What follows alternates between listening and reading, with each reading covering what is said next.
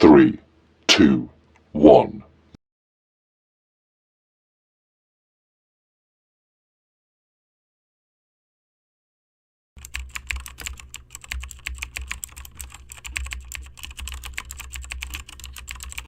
ఈ ఈ యొక్క వేదము అనేటువంటి అంశం మీద ఈ యొక్క పూర్వీకులు ఎందుకు నమ్మేవాళ్ళయ్యా అంటే సర్వులకు మేము వేదం ధారపోసాం.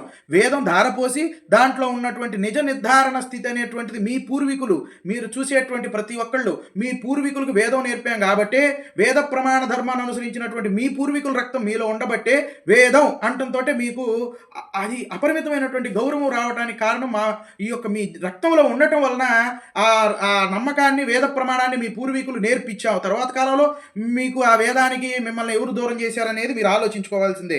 ఆ విధంగా ఈ యొక్క సమస్తము ఎక్కడున్న విశ్వకర్మను ప్రధాన పదంగా ఏర్పాటు చేసే ఉండేటువంటి అంశం ఎప్పుడో పోయింది. ఇందు దేవీ దేవతలు గొప్పగా చిత్రీకరించి వారికి అనుగుణమైనటువంటి శాసనాలు చేసి ఆధ్యాత్మికంగా కాకుండా భౌతికంగా మార్చారు. ఆధ్యాత్మికంగా విశ్వకర్మను తీసేటువంటి అంశం ఏమి లేదు.